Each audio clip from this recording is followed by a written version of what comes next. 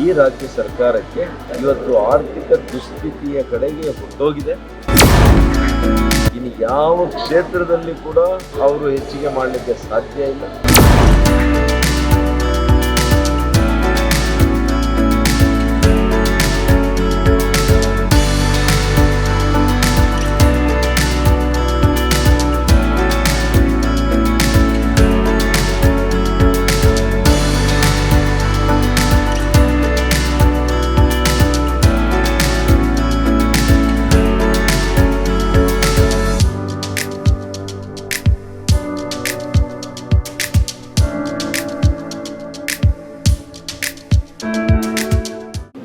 ಜನಸಾಮಾನ್ಯರು, ವಿಶೇಷವಾಗಿ ರೈತರು, ಬಡವರಿಗೆ ಯಾವ ರೀತಿ ಅವರ ಜೀವನ ನಡೆಸಲಿಕ್ಕೆ ಕಷ್ಟ ಆಗ್ತದೆ ಅನ್ನೋದನ್ನು ಅವರಿಗೆ ತರಕಾರಿ, ಹಣ್ಣು, ಮಕ್ಕಳು ಕುಡಿಯೋ ಹಾಲಿನ ದರ ಎಲ್ಲವೂ ಕೂಡ ಹೆಚ್ಚಾಗ್ತದೆ.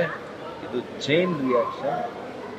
ಮತ್ತು ಅವ್ರು ಹೇಳಿದ್ದು the last resolve of A government.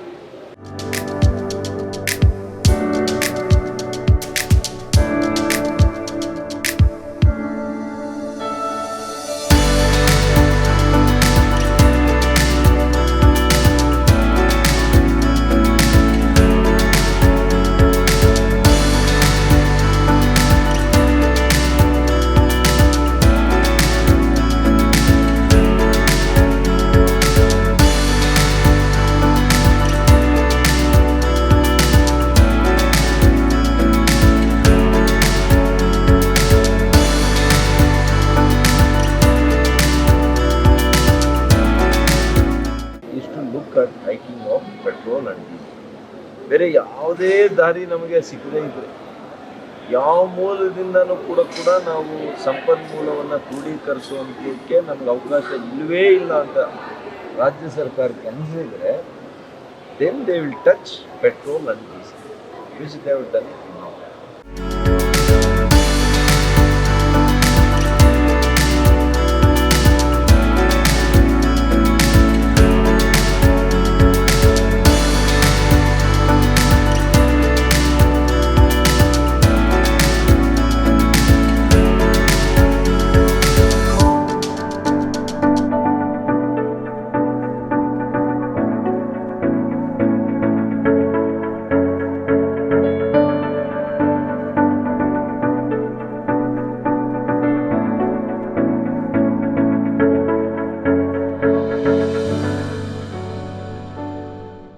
ಅಂದರೆ ಈ ರಾಜ್ಯ ಸರ್ಕಾರಕ್ಕೆ ಇವತ್ತು ಆರ್ಥಿಕ ದುಸ್ಥಿತಿಯ ಕಡೆಗೆ ಹೊರಟೋಗಿದೆ.